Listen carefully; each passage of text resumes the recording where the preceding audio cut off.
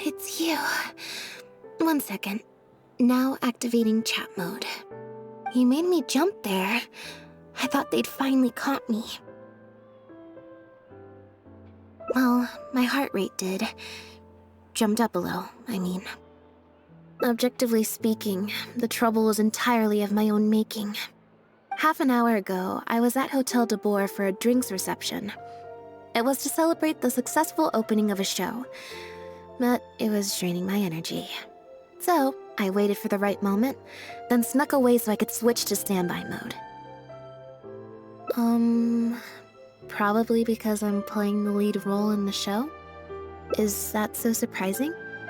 I'm always getting invitations to do solo performances. I just usually get Lyney to write back and turn them down. But then came the Fontanalia Film Festival.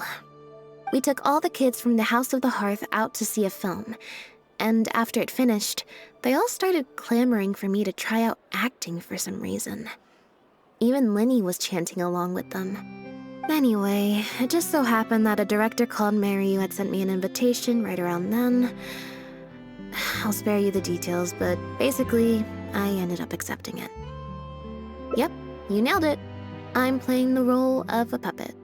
In fact, the show's called The Lost Puppet, and it's a masked mime show. So, I don't have to do any facial expressions or say any lines. Literally just a series of physical movements. The director says it's a very avant-garde art form. Art is not comprehended by the mind, but felt in the heart. At least, that's what the director says. Anyway, if nothing else, the opening performance seemed to go down well. At the drinks reception, everyone was crowding around me, saying, "Triumphant character portrayal, faithful adaptation of the original work, unequivocally, quintessentially avant-garde," and stuff like that. But being the center of attention is draining. So the moment they left me to go harass the director instead, I was out of there. The other thing is, some weird things happened while I was on the stage. Oh, sorry, Bonnie. I didn't mean to leave you out of the conversation. My bad. No, we just met. We bumped into each other right after I slipped away. Well, it'd be kind of difficult for us to communicate otherwise. Besides, I think she's taken a liking to the name. Haven't you, Bonnie? Yeah, that's right. Good kitty. We'll go find your owner soon, I promise. Nope. She's wearing a collar, and for the most part, she's pretty well groomed. If she is a stray, she hasn't been for long. Her stomach's been growling a lot. I guess she must have been missing for a few days now. As much as I'd love to hang out with her for a while longer, her owner's probably worried sick about her. Assuming she has an owner, that is. But the reception... I should probably show my face there again at some point, even if it's just to make excuses and leave again. Decision time. Well, I just find it exhausting, thinking through all the different ramifications of different choices and so on. That's more Lyney's area than mine. So, unless it's something really important, I usually just leave the decision-making to him. It's fine. He got Fremine to make me a little something for just this situation. Poof! A phaetometer. It looks pretty over the top, I know, but it's essentially just a box of cards. He kept the design simple, so it'd be harder to break. The way it works is, I pick a card at random, then look at the number on the card. Well, for example, if the number on the card is 5 or higher, I help Bonnie find her owner. If it's less than 5, I go back to the reception. I just have to believe in the bond between me and my cards, and my fate will reveal itself to me in numerical form. At least, that's what Lyney said. Anyway, I guess I'll give you a demonstration.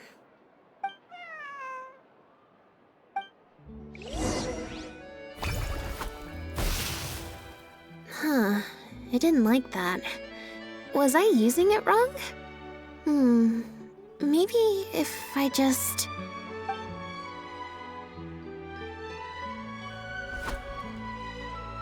Clearly, there's some design flaws to iron out. I'll have to let Fremine know. Let's see... Which card did I get? 4. Well, the cards fell on the ground though, so I don't think it counts as fate. If you want to get the right answer, you have to let fate decide. Also something Lyney said. So, to put it another way, if picking a card up off the ground is how to not leave it to fate, then that means it must be the wrong answer. Or... Why don't you pick a card? Since I ran into you here, that means... our fates are, like, interfering with each other. Thank you. This one is final, I promise. Here, take the Fateometer. If it's 5 or above, that means fate successfully changed. Anything lower than 5 is a fail. Also, if you have your own thoughts about what I should do, feel free to share it. Now that I've got a good problem solver here to help, I don't need to run every little thing by fate. Alright. Then let's see where fate will lead me.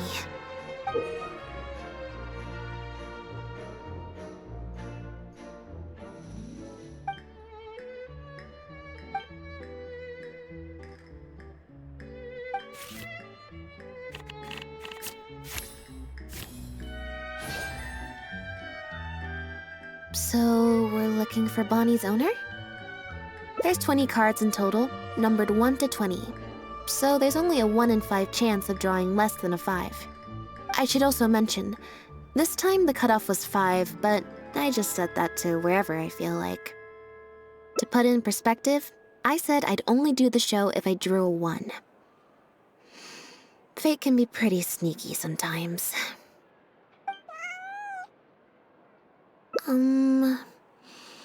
I think I'll go to the Steambird and see about putting an ad in the paper. You wanna come along? I think Bonnie wants you to come with.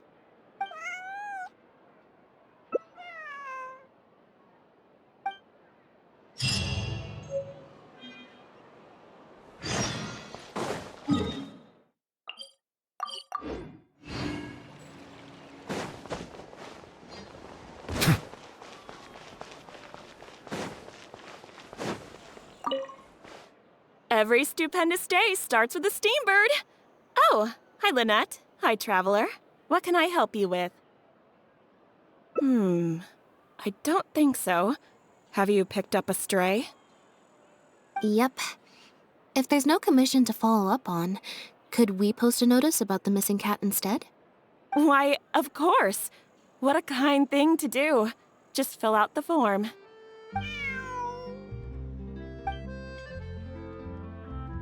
Well, we've registered you as missing. You can stay at my place until your owner finds you. Also, I just wanted to say thanks for keeping us company for so long. Well, I should probably head back to the drinks reception. Hopefully most of the people have left by now. If you've got some time, you should stop by my place tomorrow to see Bonnie. There's a nice cup of tea in it for you. Alright, see you then.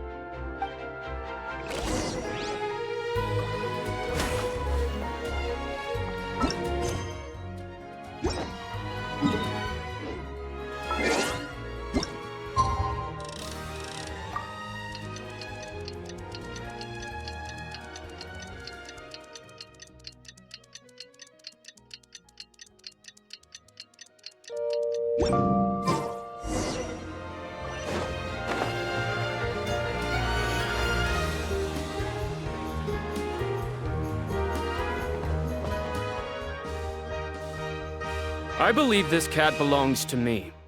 I already told you, this isn't your cat. Just take a breather, you two.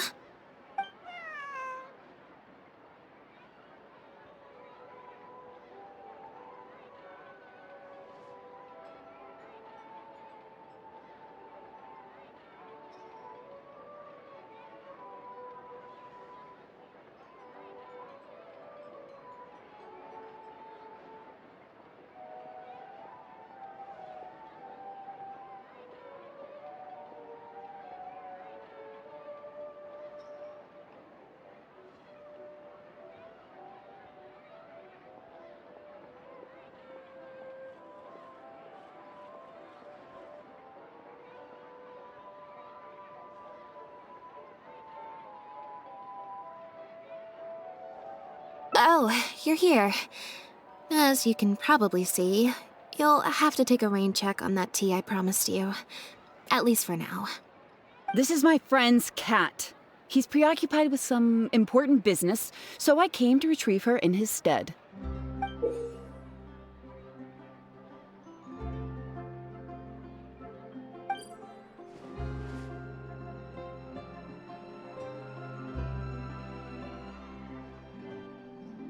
No, it's far more likely this cat escaped from the Humane Society.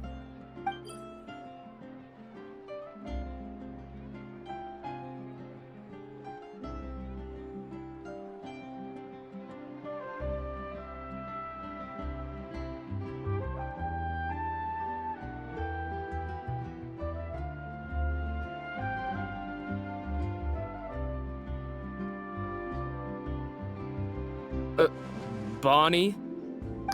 That's the name I've given her in the meantime.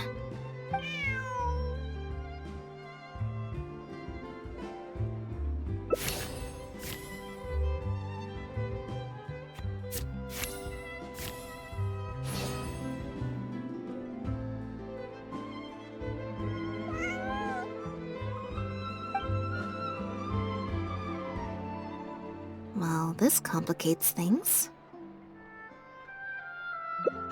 I told you before. This is my friend's cat. It's normal for her not to trust me. Listen, I'm the director of the Humane Society, okay? We've got so many strays, dogs, cats, you name it. I'm not even the one feeding them most of the time. You can hardly expect the cat to recognize me. She just looked somewhat familiar, so I came to check, just in case. If she turns out to be one of ours, I'll take her back. Simple as that. Even if that's not the case, the Humane Society could still take her in, if no one else comes to claim her, that is. We're an organization that specializes in rescuing and sheltering stray animals. We've been in business for several decades now. I'm Bernard, the current director. The Humane Society. Huh. The name sounds familiar. I remember hearing good things.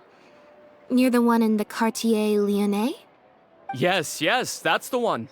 Anyway, if it's not too much trouble, could I possibly take a closer look at the cat? If it turns out I really am mistaken, I suppose that means the cat belongs to this lady here. She would be the only remaining option after all. It belongs to my friend. Go on, Bonnie.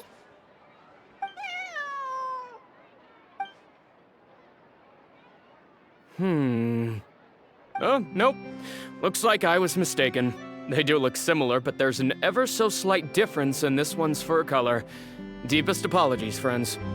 Well, I suppose this means I still have a missing cat to search for. Apologies again for the confusion.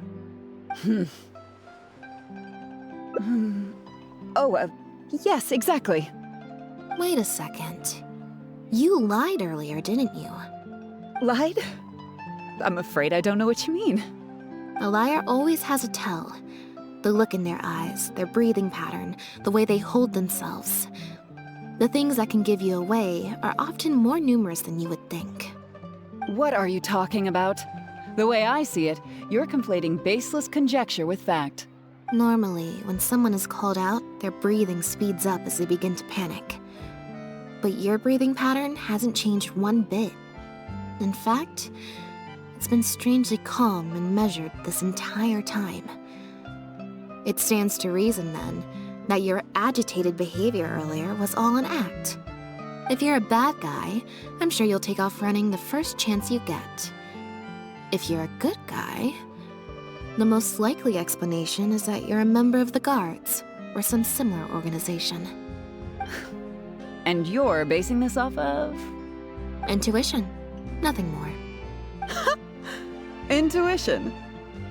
Well, I have to hand it to you, Lynette. You're right. I'm a member of the Guards. The name's Elodie. I'm currently investigating a cross-border smuggling case. This cat here, Bonnie was her name? Well, her owner is one of the prime suspects of our investigation. A couple of days ago, our suspect got wind that we were on his tail and fled. That's most likely how he got separated from the cat.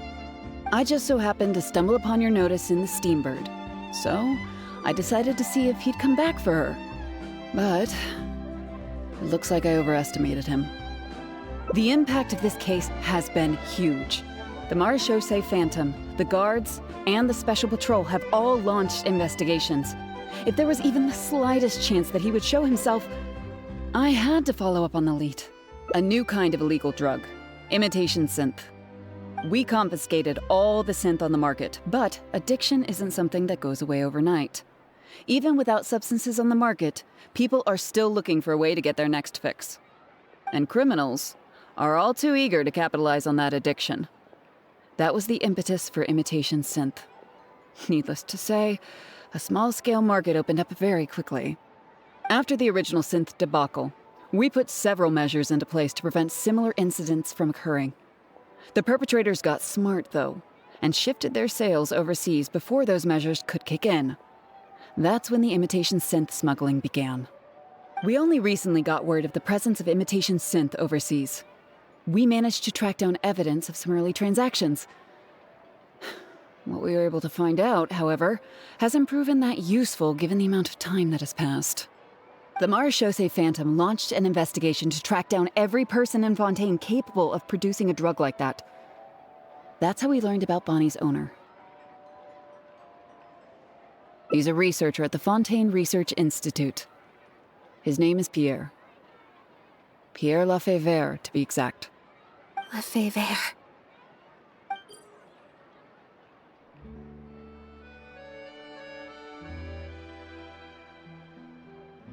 The Marechaussee Phantom found him in Poisson.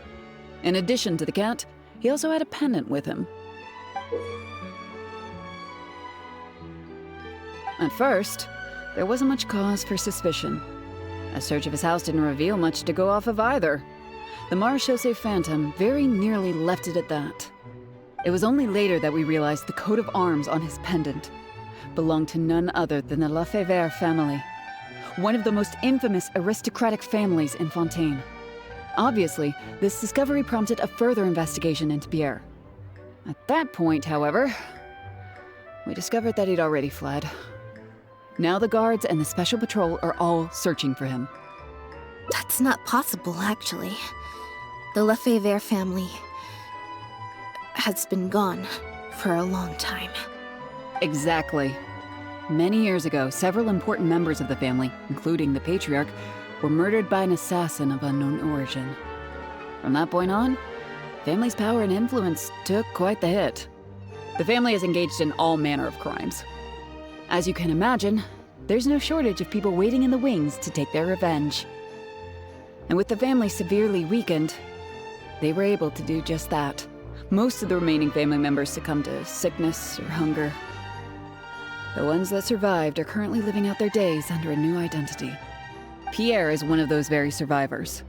He's been hiding away in the Fontaine Research Institute all these years.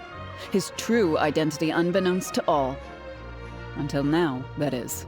Well, my fellow guards have told me all about how smart and courageous you both are. And I know you possess a strong sense of justice. There could be a chance that Pierre, or one of his accomplices, might attempt to get close to Bonnie. Now that you've been briefed on the situation, I was hoping you'd help us keep a lookout.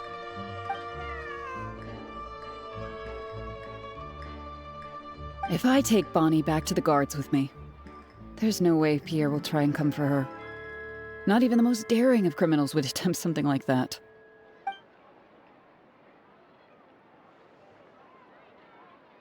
to admit. I'm not holding out too much hope that Pierre will come back for her. But if there's even the slightest chance, then it's worth a shot. Well, I've got some other leads to follow up on. If Pierre does appear, please contact me right away.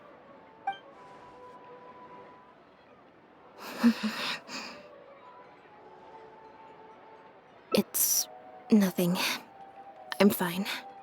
It's just... the head of the Lefebvre family.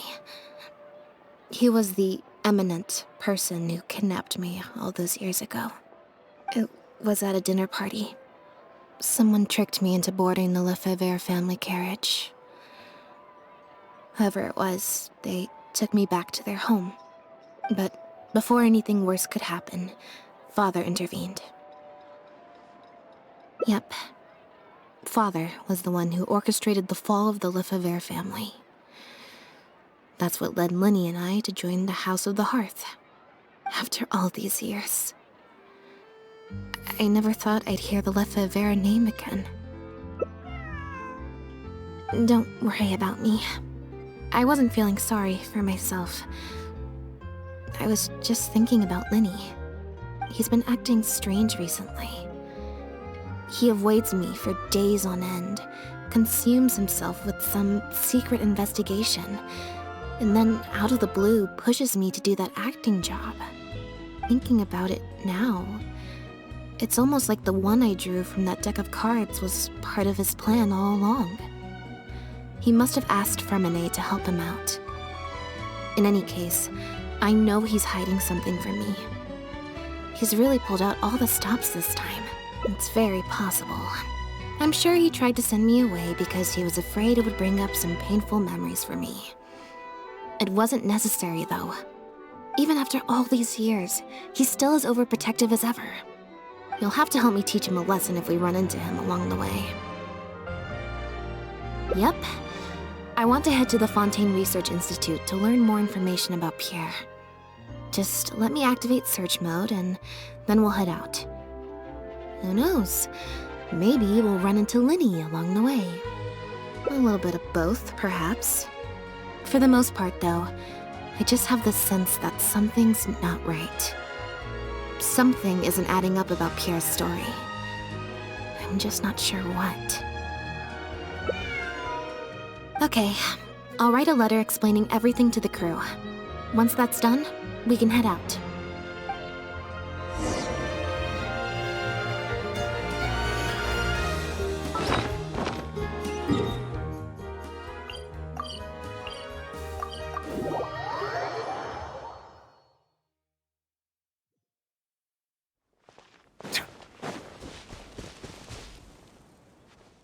Lynette, you're, not at rehearsal?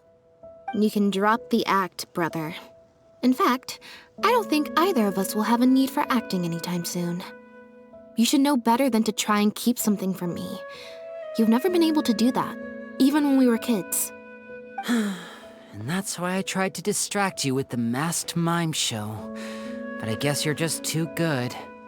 Care to introduce us to your new assistant?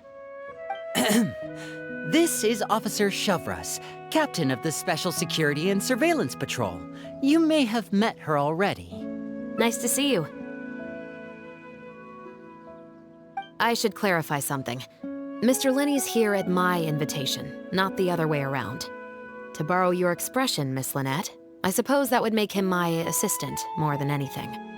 We've brought on Mr. Lyney as a consultant in the past. He was instrumental in helping us crack a case involving a perpetrator who used magic tricks to commit crimes.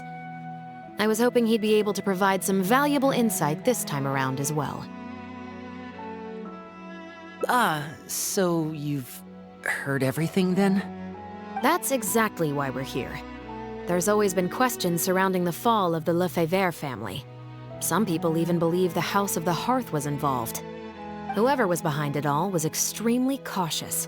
They didn't leave a shred of evidence. This very fact, however, leads me to believe it was indeed the work of that harbinger. I took a look at the entrance and exit records of all the carriages that night. Let's just say it wasn't hard to deduce that there's ill will between you two. Don't worry, I don't have any evidence to that effect, and I certainly don't plan on going to bat for such a despicable family. Plus, you were victims back then more than anything. I sought Mr. Lyney's help with the smuggling case. Nothing more. The way I look at it, it's a collaboration between us as people, not the organizations we represent. Besides, by working together, we can expose the truth as quickly as possible. You can hardly say that's at odds with the justice my organization strives for. Not at all. I was planning to invite you from the very beginning, Miss Lynette. It's just that my assistant here raised some objections. Lyney, I'm not the same person I was back then. That little girl who did nothing but cower in the corner in fear, she doesn't need saving anymore. I'm sorry, Lynette. You're right. I let my concerns get the better of me. Oh, and the next time you want to distract me, you should try a different approach.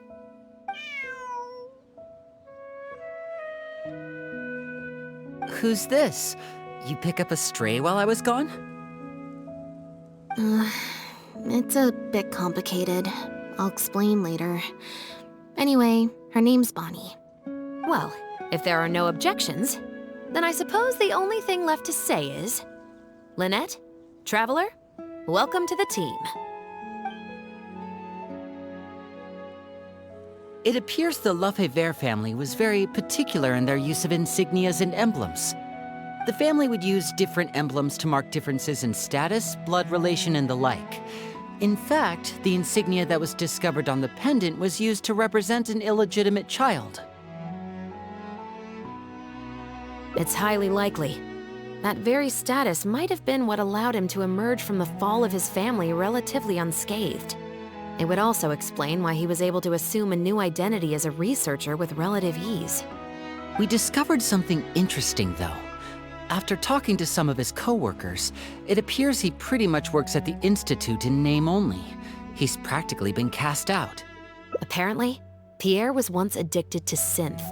He tried to use the resources at the Institute to create a substance with a similar effect. He claimed it was just for research purposes, but the Institute revoked his access to the relevant materials regardless.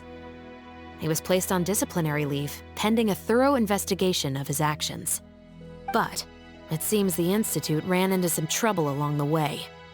Could have been a lack of personnel or a timing issue. In any case, they had to table their formal investigation into Pierre. Unfortunately, that also included reporting any relevant information to the higher authorities. As for his family background, it appears none of his co-workers at the Institute were aware of that information. All they could tell us was that he was quite the recluse. Other than the pendant, we didn't find anything else of note at his residence in Poisson. Based on the samples of imitation synth we've been able to analyze, it appears the substance leaves behind strong traces wherever it's produced or stored. Those traces might not be obvious to the casual observer, but they're not something our guard poodles would miss. Pierre's home, though, came up completely clean. We didn't find any records indicating possible involvement in overseas transactions either. So, the Marechaussee Phantom didn't view him as a major suspect at first. Maybe he had a separate, dedicated area where he made the imitation synth. Well, his neighbors did say he was often gone for long stretches of time. You would think with him out and about so much, people would have spotted him around Poisson, but residents said they barely ever saw him in town. If his reclusive nature was just a matter of keeping a low profile, I guess it would make sense for him to have a secret base to carry out his business. After he disappeared, the guards conducted a thorough search of Poisson, but they didn't come across any suspicious locations. Poisson. You know Hotel de Boer, where I first found Bonnie? To get there from Poisson, you have to cross a stretch of ocean. It's not somewhere a cat could just wander off on its own. A cat? You mean... Bonnie is Pierre's cat. Oh, that's right! When the Marechaussee Phantom first tracked him down, I remember there being something about a cat in their report. So this is her? From what we've learned about Pierre's habits, he doesn't seem like the type to venture out without a purpose. So what you're saying, Lynette, is that Bonnie couldn't have gone missing in Poisson. If that's true, then... Exactly. Bonnie might even know where it is. Wait, you think the cat can lead us there? But she's not trained like one of our guard poodles. How is she supposed to understand what we want her to do?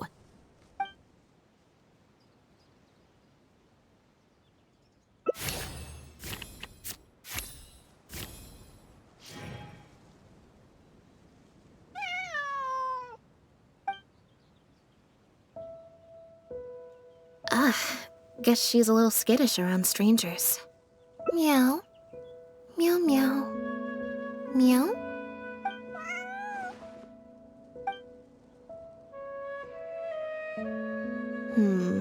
Near the coast, the beach, and beneath the cliffs. The place we're looking for is most likely north of the Court of Fontaine.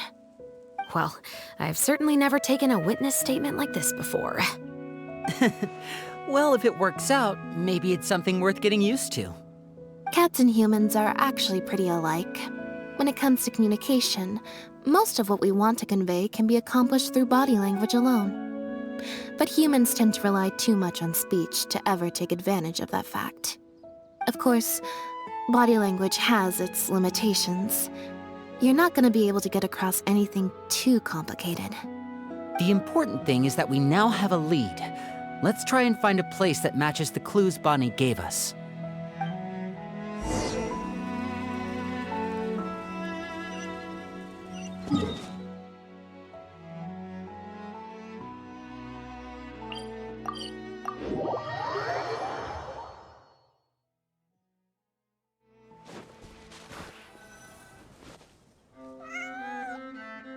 Seems like Bonnie is trying to take us somewhere.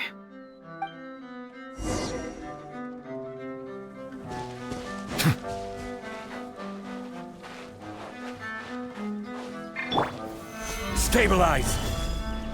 Gardamex ahead! Look out!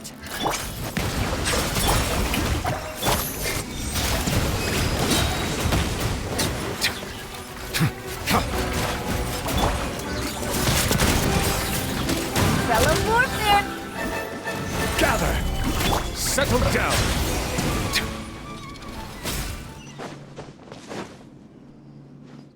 Wow, Lynette, you found this place so easily. If I thought there was any chance you'd say yes, I'd recruit you into the Special Patrol here and now. No questions asked. Sounds familiar. I pretty much receive letters daily from people trying to poach her from me. Let's just focus on our search. There's a lot to investigate.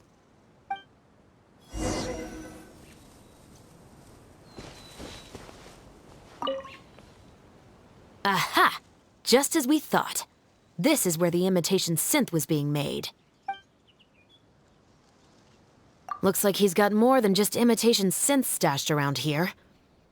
In addition to the raw materials needed to synthesize the substance itself, there's a large quantity of cleaning agents and a few drugs I haven't been able to identify. These cleaning agents are likely used to dispel traces of the substance, like its smell. The Special Patrol did some digging into imitation synth. Our records indicate that it's very difficult for ordinary people to detect traces left behind by the stuff. I'm sure that was the case for Pierre as well. It must have taken a considerable amount of time and skill to ensure all those traces get washed away. But what are these other drugs for?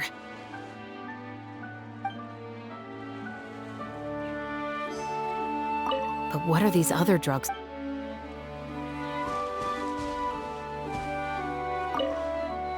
The material these bags are made of, it's quite rare. It's the very same, actually. Romaritime flower fiber. But there's something special about the composition of these bags. I took a closer look, and it appears they're not only waterproof, but also corrosion and leak resistant. Even the strings look specially designed to keep the bags closed nice and tight.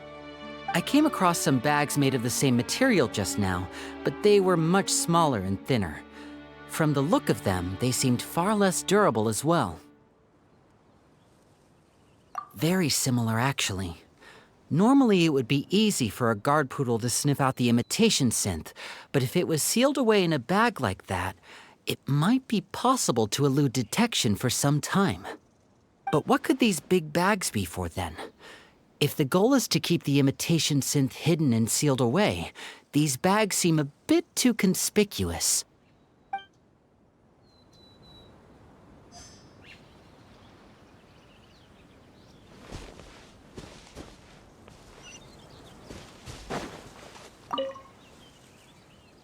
When the Marechaussee Phantom searched Pierre's house, there was no sign of these barrels, right?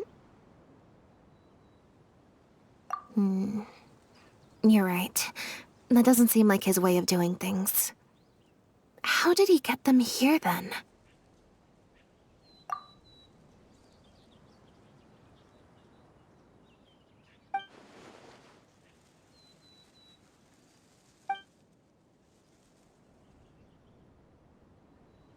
Only the lower halves of the barrels appear to have been submerged in water.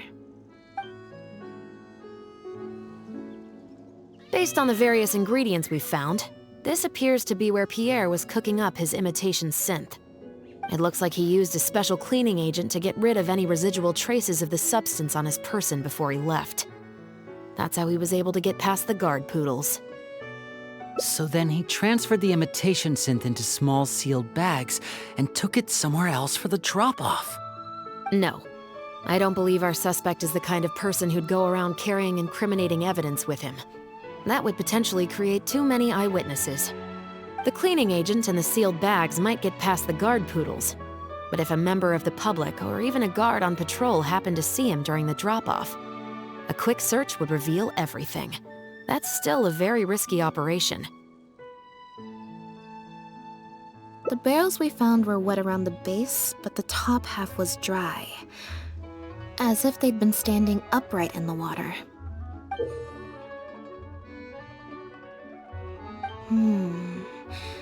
If you put a barrel in the water, it will normally float on its side. Unless it's heavily loaded, in which case it'll sink. Yes. With flotation rings around the body of the barrels, they'd stay upright in the water. And then he could afford to load them more fully. You think he used floating barrels? I suppose if he acted at night, when there are very few other boats around and visibility is low, it's a valid theory. We can't rule it out. But then, wouldn't the barrels be carried off by the waves or the currents? How would the person doing the pickup know where to look?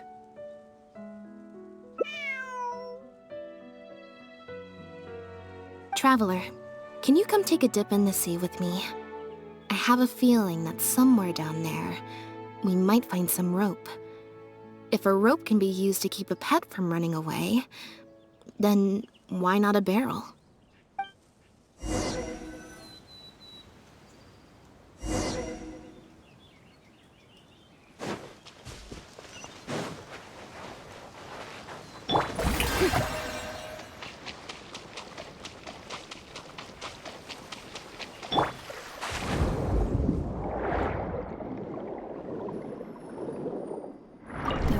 Of a small boat?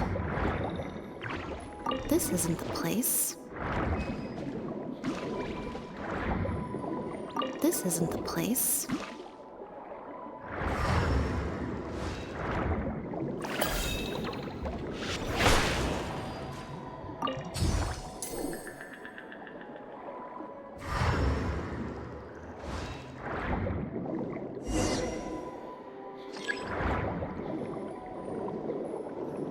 Got it. Time to go up and report.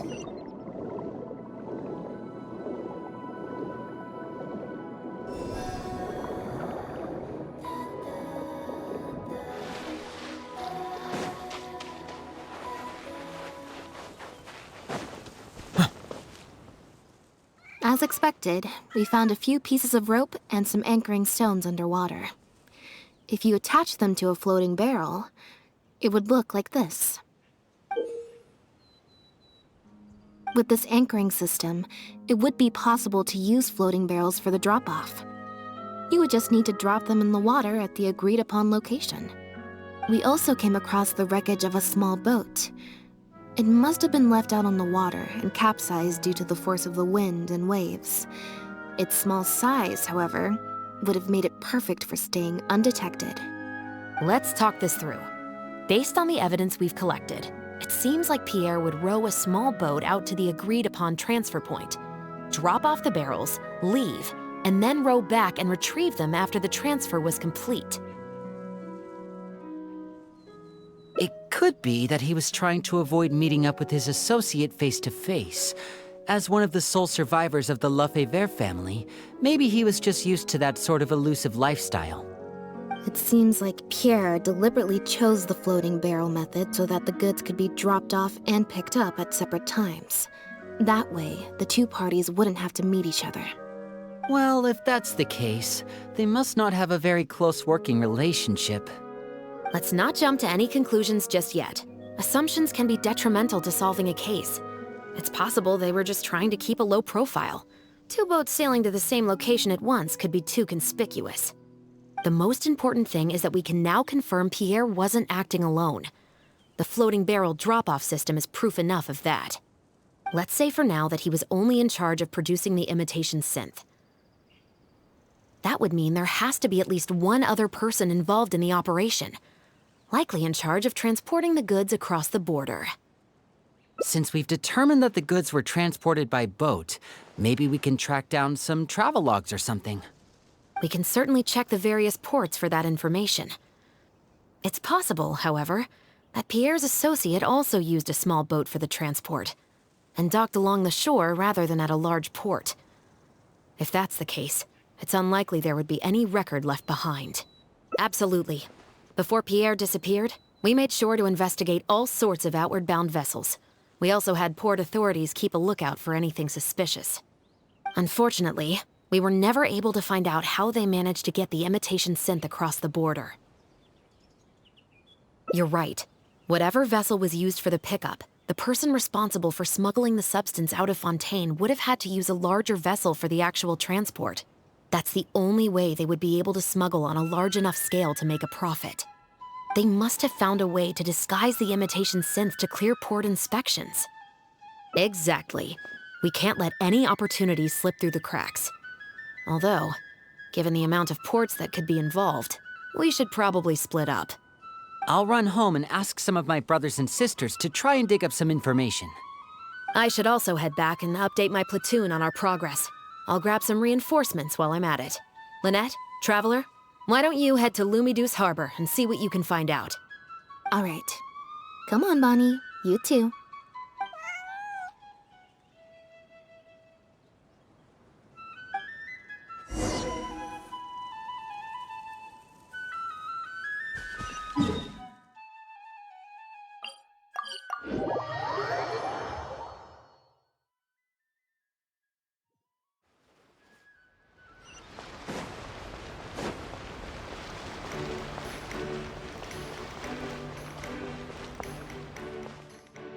Oh, Lynette, Traveler. And Bonnie, too. What brings you all here? Did something happen?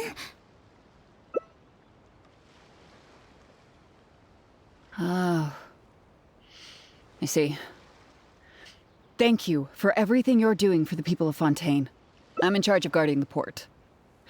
You mentioned you were after some travel logs, right? I can go fetch those for you. Looks like I've got another hard day of work ahead of me. No, not usually. It's this incident that happened recently. Before that, everything was normal. All we had to do was confiscate anything suspicious and we could call it a day. Pretty simple stuff. But things are much more complicated now. We somehow let suspicious cargo pass through the port undetected. Not even our guard poodles were able to sniff it out. Even worse, we still don't know how the perpetrator was able to conceal the goods so well. By suspicious cargo, do you mean imitation synth? Yep. However, prohibited substances are just one example. We confiscate all sorts of contraband during the course of our inspections. Or at least, we're supposed to. So what happens to the goods you confiscate? Oh, we keep them in a storage locker. If they turn out to be something particularly dubious, we'll turn them over to the Maison Orderly. If the goods are only slightly suspicious but could otherwise be harmless, like raw materials that could potentially be used to create contraband, we return them to the ship they were confiscated from, instead of letting them pass through the port. Sorry for the wait. These are the travel logs for all the recent activity at the port. Oh, you brought Gerard with you. Actually, he followed me here himself. It's like he smells something on me.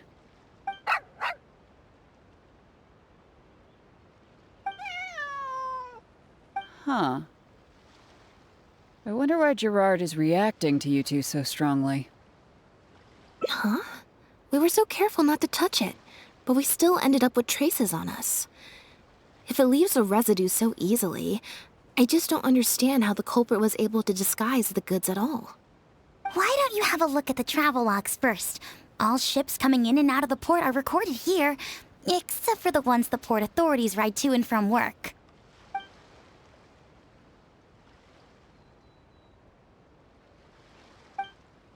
The Humane Society. Their name is all over the exit logs. The purpose for leaving is always listed as overseas adoption. Ah, the director of the organization explained that, actually. He said a lot of the cat and dog breeds unique to Fontaine are also very popular overseas. So, his organization offers an overseas adoption program. Bernard, the director of the Humane Society, was the man who came looking for Bonnie earlier.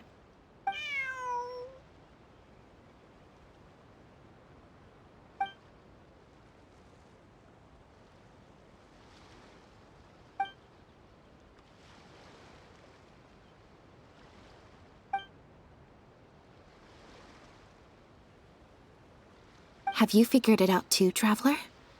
The way the criminal disguised the goods? When Bernard asked to take a closer look at Bonnie, he was actually checking whether there was any imitation synth in her stomach. Wait, what? The sealed bags we found at the secret base. They were specially made to be corrosion resistant. There were gaps around the lids of the barrels, and airbags were used to keep them upright in the water.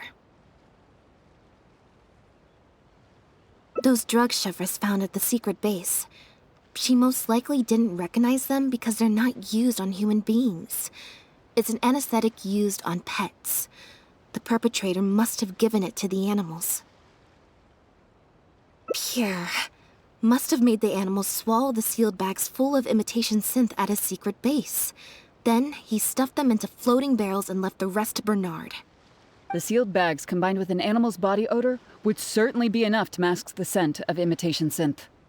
During our inspections, we would have never thought to inspect the bellies of those animals for anything suspicious. Even if we tried to feel around for something, I'm sure it would be difficult to detect. Exactly. I bet Bernard even transported animals with synth in their stomach alongside ones without. That way, it would be even harder to say with certainty that something was amiss. She's probably in the clear. Otherwise, Bernard would have never left without her. I'm guessing he didn't know whether Pierre had already hidden the next batch of imitation synth before he fled. Just imagine. He sees the notice we put in the Steambird, and it turns out that one of the very cats he gave to Pierre for the smuggling operation is out in the open, roaming the streets of Fontaine. If Pierre had already hidden the next batch of imitation synth, then Bonnie would practically be living proof of their crimes. He would have had no choice but to go after her. So, that's why he came to find you and insisted on taking a closer look at the cat.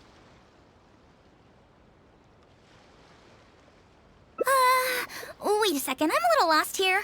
I get the part about hiding the substance in the pets, but those... what did you call them again? Floating barrels? Why even put the animals in there in the first place?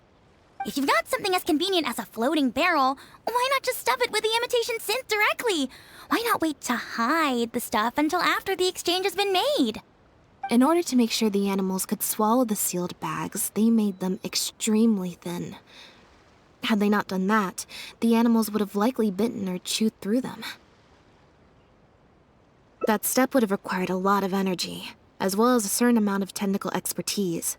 So, it was better left to the more experienced Pierre. We've already proven how easy it is to pick up trace amounts of imitation synth, so I'm sure Bernard was taking all the precautions he could to avoid the same fate.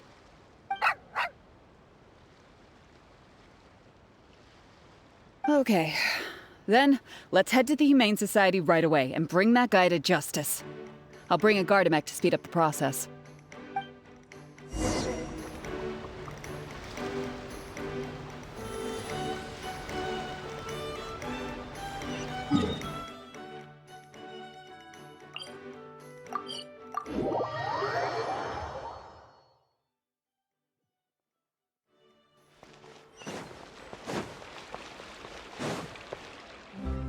The headquarters of the Humane Society should be somewhere around here. Bernard could show up any moment now. Ah, you're the people from earlier. Wait, you're from the guards?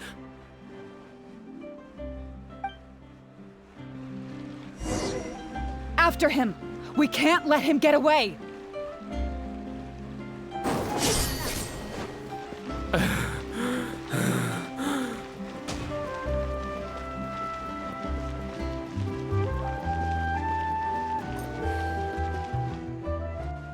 Give it up, Bernard. Mercy, have mercy. I'll talk. I'll tell you everything I know. The Humane Society has done so much good over the years, and yet you have committed such an atrocious deed in its name. Look, I didn't have a choice, okay? My father cared about those blasted animals so much, he didn't bother to take care of his human wife and son at all. While those animals were showered with love, I lived worse than a dog. No one asked. Tell me, how did you first get to know Pierre? Well, after I took over the Humane Society, it gradually became harder and harder to maintain its operations. Until one day, someone suddenly passed me a letter. It said that I could stand to get a large sum of money as long as I helped them to transport some animals abroad. It was only after a few such transports that I finally understood what I was really transporting. But then, Pierre wrote to me, saying that we were already partners in crime and that I better keep cooperating with him if I didn't want to be reported to the guards. I would order wooden barrels and flotation devices according to his instructions, and then load the sleeping animals onto a boat. Once I sailed to the location he provided, I would dump everything together into the sea. And a few days after that, I'd come by again in my boat and pick up the animals sleeping in the barrels. Once I had received enough of them, I'd bring them to the harbor to be adopted abroad. That guy, Pierre, he was running the entire show. He set up all the meeting times and found all the foreign adopters. Oh, and he even supplied all of the goods, too. I just did the transport. He was the one who planned out and executed everything else. Look, I don't know, okay? I've never ever met him in person. We've only ever communicated through letters. And when did he send his final letter to you? Just last night. He said that the Marechaussee Phantom is now after him, so he's planning to go into hiding for some time. He didn't mention where he's thinking about going, though. But he did tell me to look out for the guards. It's been a few days since Pierre's last appearance. I'd wager that he sent that letter after he found his hiding spot. I burned them. It was on his orders. I had to burn every letter after reading them. I wasn't even allowed to share them with the rest of the society employees. Sure sounds like you're trying to use the lack of witnesses or evidence to pin the blame on Pierre. No, I swear, this time I'm only telling you the truth. Well, we can check the truth of your statements at the Opera House. I hope you know what'll be coming for you if I were to find any discrepancy between the evidence and the testimony you just gave. I know. I swear I was just telling the truth. My thanks to you both. Had it not been for you, I really don't know what would have happened to this case. Bonnie helped, too. That's true. It was all thanks to her that Bernard was finally exposed.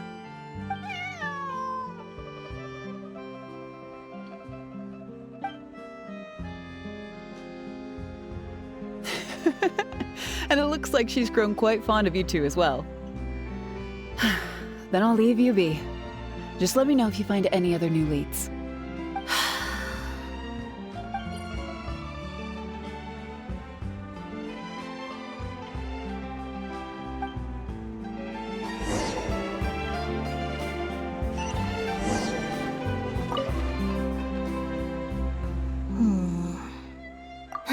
It was that obvious, huh? Well, even though it didn't feel like Bernard was lying, after talking to him, I'm getting an even stronger sense that something's not quite right. We investigated so quickly that perhaps we've missed a thing or two along the way. Let me activate deduction mode and consider things again from the top to see if we can find anything new. Is there still anything unresolved or strange that we should try to consider?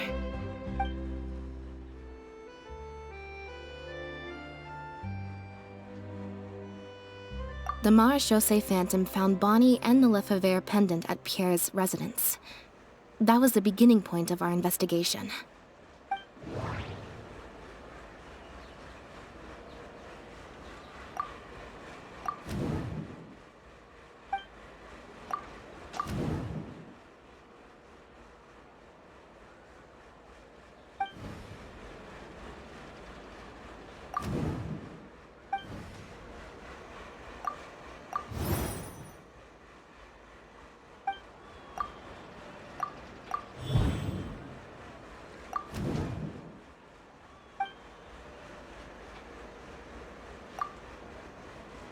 Why would he leave such an obvious trail for us to follow when he took so much care to not leave any traces of imitation synth in his home? Bernard claims to have received a letter last night from Pierre. In the letter, Pierre stated that he had gone into hiding. Is there something wrong with the letter?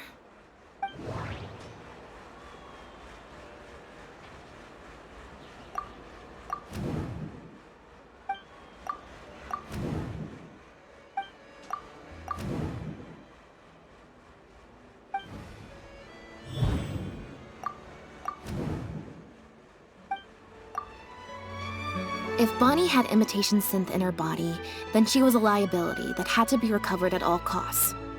But if she wasn't carrying anything, then it would have made sense to tell Bernard not to worry. And thinking about it, Bernard only attracted our attention in the first place because he came to look for Bonnie. Could it be that the person who wrote the letter also knew nothing about Bonnie's whereabouts? Or they had a separate goal entirely? Well, we've discovered that Bernard is responsible for the trafficking, while Pierre deals with supplying the goods. Is there something else in this scheme that we're missing?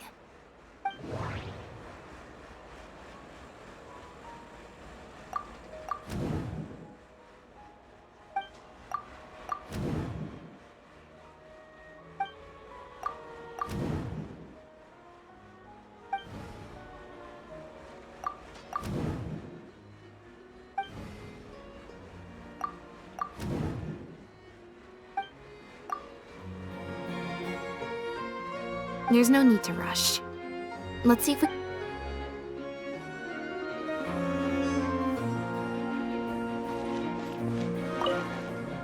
Now behave, and follow me to the interrogation room. Ow! That hurt. Ow!